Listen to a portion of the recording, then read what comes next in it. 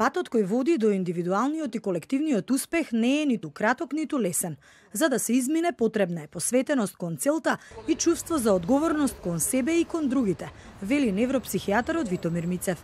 Годинава која изминува, но и многуте години пред неа, според него треба да не научат дека довербата се стекнува тешко, но лесно се губи. Затоа и политичарите и граѓаните треба да ја научат лекцијата, која води кон заедништво, доверба и хуманост, што е сигурна пропусница за квалитетен живот. А токму во тоа се состои и тајната на успешните општества. Немаше хармонизација во друштвото и, да кажам малку непријатно, меѓутоа морам да го спомнам, едно транскултурално наследство кое го носиме многу одамна и кое во основа причина за сето тоа што се случува. А знаете, со други зборови што е ова? Тоа значи дека се уште сме у фаза на созревање на друштвото. Низ годините, вели докторот, кризите ја разнишаа довербата на граѓаните, па ќе биде потребно време да се уверат дека ја дале довербата затоа што очекуваат напредок, а не назадување на веќе изградените вредности. Мораме домашните проблеми да ги решиме, за да може да се приклучиме кон возот на демократијата и на оно што со години се стварало. Ние не можеме преку ноќ. Знаете што? Ние сакаме да прескокнеме некои доба и со враќањето назад во пропуштеното, нели, да тргнеме напред. Не, прво треба да созрееме добро кон луѓе и едно многу битно нешто.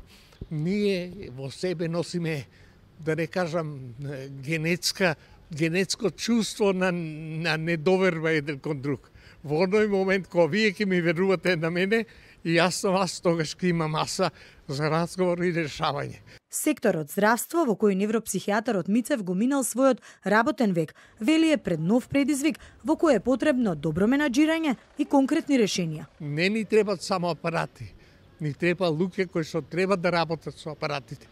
И јас тврдам дека имаме апарати кои се уште се во кути и кои се во сандаци неупотребени, а тоа не е на помош на никого.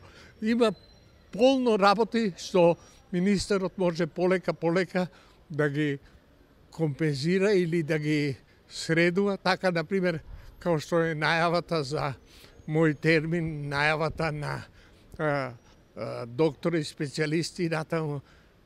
Питање е уште едно.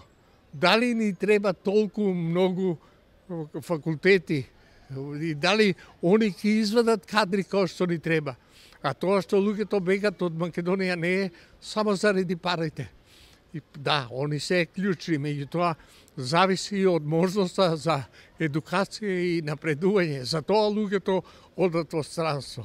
Новата 2018 година, според невропсихијатарот Мицев, ќе биде нов предизвик да се надмине недостатокот од политички диалог и тешкотиите при постигнување консензус околу прашањата за политичката култура и поделеноста во земјава.